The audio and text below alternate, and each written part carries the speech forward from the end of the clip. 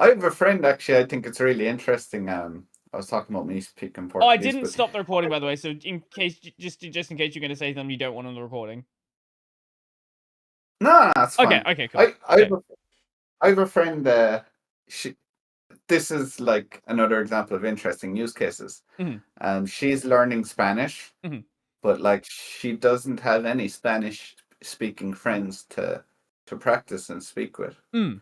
So she has actually been literally with a microphone, like and speakers, been speaking to an AI bot to Mhm. improve her conversational skills in Spanish because she doesn't know Spanish, Yeah, I which I know find very interesting.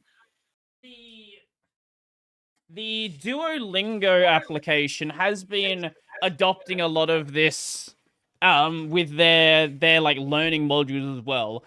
It's, from what I can tell, very language dependent on whether or not it's going to be currently good. Um and obviously the language that you're coming from, right? So if your source language is English, I imagine German would probably work better than Hindi or Mandarin, for example, where the language is very structurally different. But a language like German is, there's a lot of similarities between the languages, so I'm sure that the translation between the two would be vastly easier. Yeah, I'm yeah. not a linguist, in case anyone couldn't tell, but that would be my assumption. I actually do really like AI as a translation tool because let's say you use like the non-AI translation. I'm sure they're getting AI features now, but let's say in the past you used Google Translate, Mm. it would give you the translation, literal translation, Mhm. but sometimes you wouldn't understand why the sentence is formed that way or Mhm. Mhm. words that Mhm. have a double meaning or so you can literally, ask the AI, why'd you do it that way? That doesn't make sense to me, and it can explain it. So Mhm. I think it can be much more powerful for translation from that perspective. Actually, that's a really Rather than good just point. I'd never thought of literally, that. yeah. Because like translation tools, they give you literal translation and you're kind of not really sure the nuance or anything around it. Mm. Yeah, especially in languages where the there's nuance that is lost in the translation, right? Like languages that have gendered nouns, for example, right? Like that's just not a thing that exists in English. So you kind of lose out on that additional context, or where the way that words are said is different for males and like some languages have like like a distinction between like the gender of the speaker. So I like most of the Latin ones, yeah. what, like, which, sorry? I said, yeah, like most of the Latin ones. Mm. And if you like a direct translation to English, you just don't have that. But if you have the ability to ask why it's translated like that, and sort of any additional nuance that is lost, I just never really thought of that as a use for it. I guess that does make a lot of sense, though. Hmm. No, it does. Okay. I found it useful because I'm learning new languages and like Google Translate. Yeah, I feel like I never really fully understand why it's translating it a certain way. But Mm. when I do it via AI, yeah, I find it a lot more kind of informative and I'm like, that makes sense. And Mm. oh, that's not quite the way you'd say it in English. We don't really have a word for that in English. I'm glad I've learned this new kind of thing that we don't really have the concept for in English. Mm. Mm. Because a traditional translate tool wouldn't really do that for me. Mm. Hmm. Okay. I'll definitely have to keep that in mind. That's Yeah. I'll definitely keep that in mind. Um.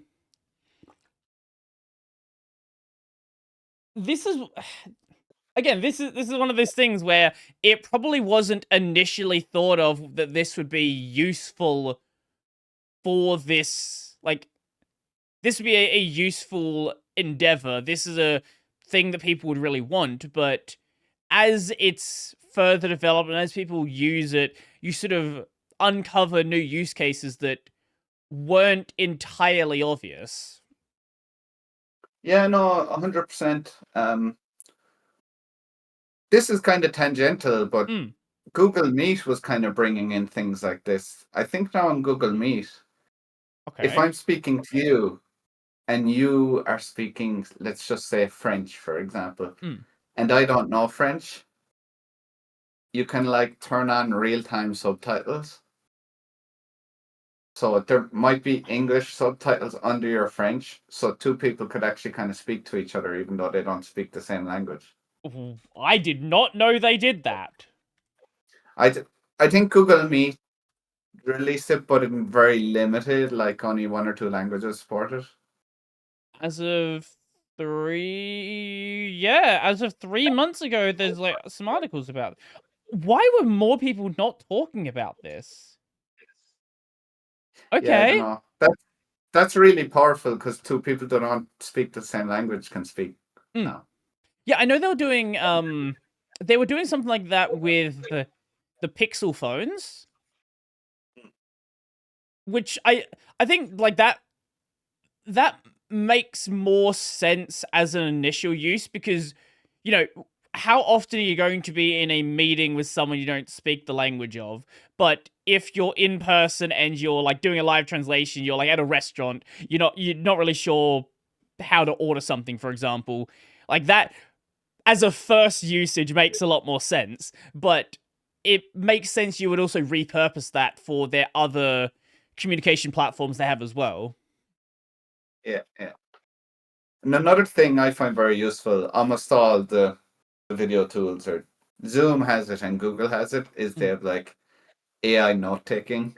Mm. So if you turn it on at the start of the meeting, it just like sends everyone an email with the Google Doc at the end of the meeting. This is Mm-hmm. what we're discussed. These are the action items. These are the people who agreed to take on these action items. And that's actually scarily accurate. And you don't you don't have to touch the keyboard. I wish I had that when I was at university. I Who- wish I wish I could have had that listening to a lecture. That would have been so nice. Yeah, it's pretty cool. I use the Google Meet version. It's quite good, but I know there's other versions for Zoom, etc. Also that are Mhm. also pretty much they're just as good, you know. Mm. I was I graduated university sort of like just before the AI stuff really kicked off.